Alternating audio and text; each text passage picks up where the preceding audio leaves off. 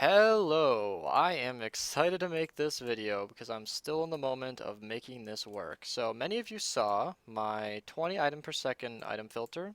It does exactly what you'd think. Let me just demonstrate swiftly. This filter here is for slime balls, and this is a 20 item per second distribution system. And you can see it'll work just fine, and it'll handle all of it just nicely. I have my blocks turned down because I've been dealing with these for a while now. You can see they get quite a bit louder over there. And this will handle 100% of the items forever and ever, and it's really nice. But a couple of you guys were asking if this could be made tileable, and that's a very reasonable question.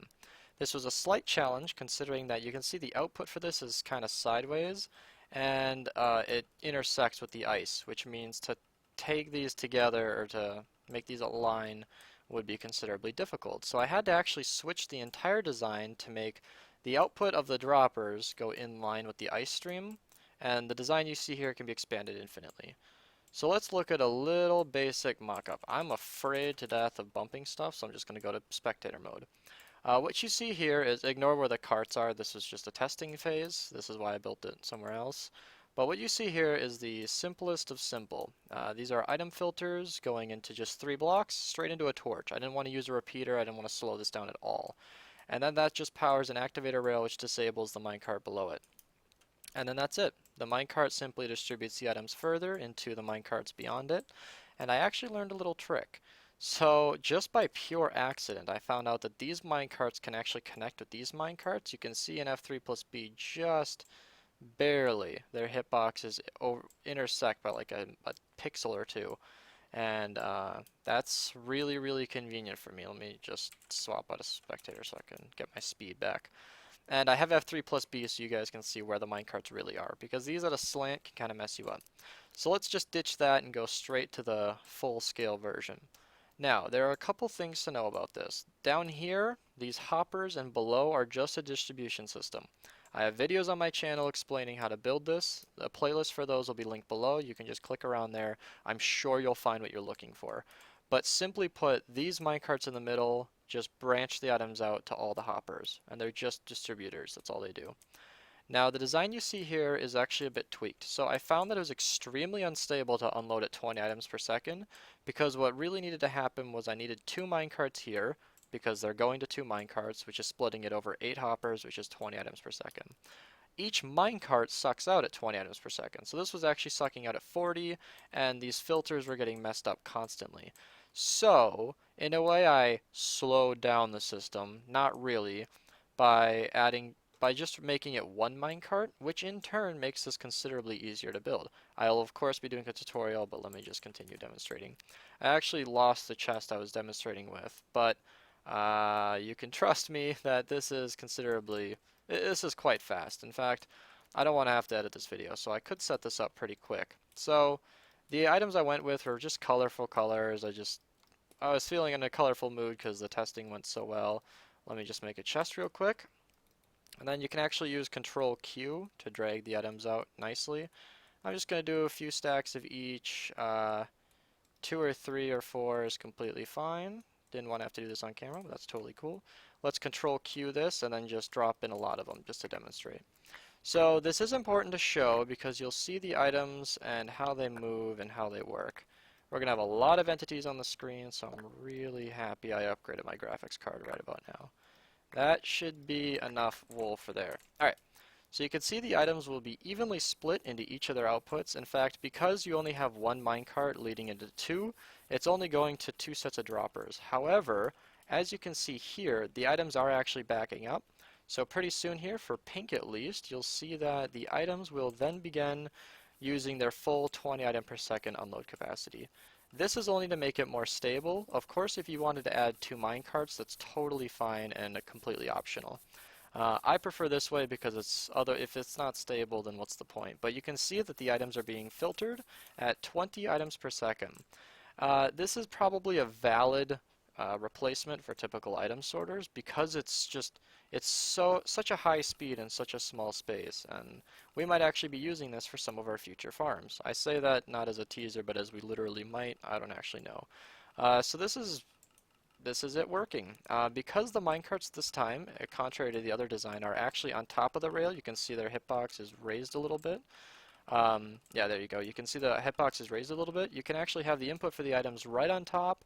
You don't have to push these in place with pistons, and it's actually really convenient.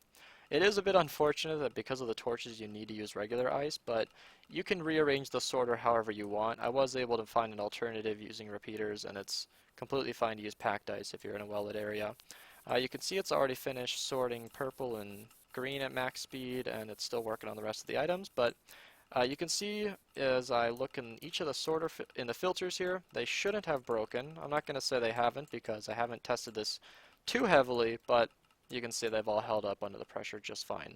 So I'm going to let that continue going. Let's show you how to build this. It's actually really easy, and I'm pretty happy with this. So I'm going to be using activator rails, detector rails. Of course, you're going to be using hopper minecarts. A little bit of redstone. No repeaters in this build. Minimal comparators. We're going to need block of iron, quartz slabs, and then we're going to need glass panes, and we're actually going to need cobble walls in just a little bit. So the first thing you're going to want to do is lay out, well, actually the first thing you'd want to do is lay out the hoppers, but you're going to line these minecarts with ender chests by just breaking the rails. Once again, I have videos on this. You can easily find how to build this.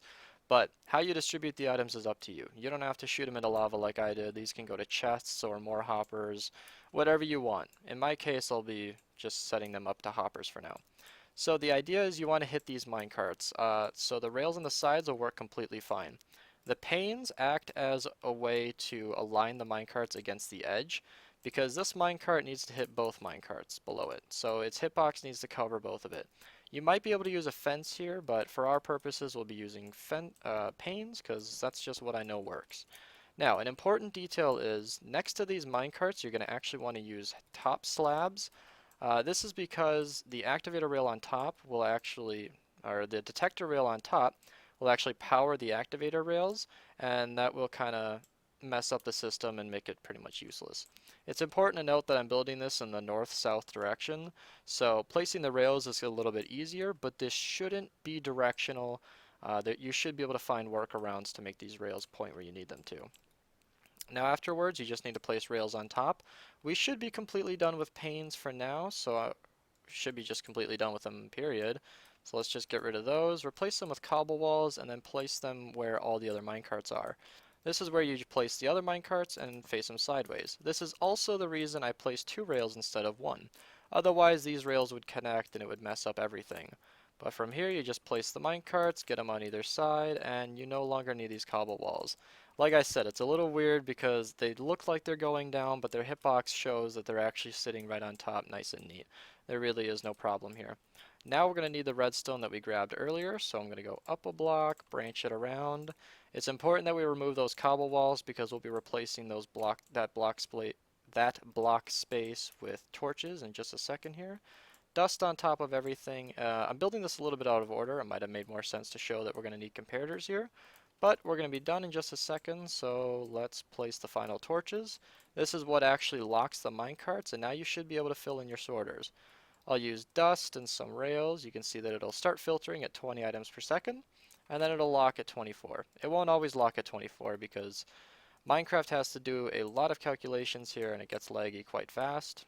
Let's just continue filling this with all these different items, and just like so.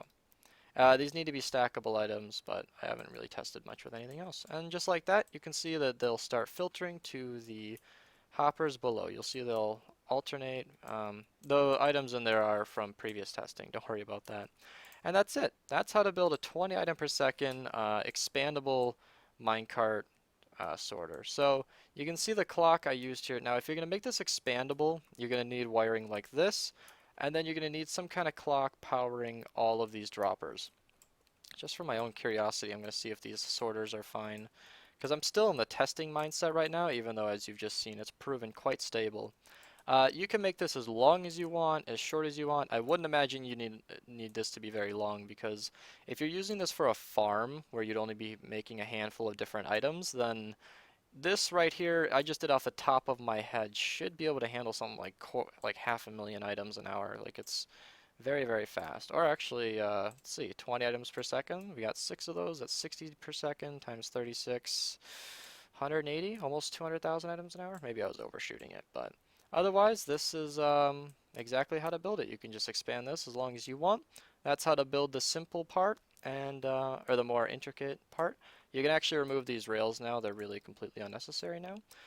That's going to be it for me. I hope you enjoyed. Hope you got what you were looking for if you were somebody who commented or thought that you wanted to see this expandable.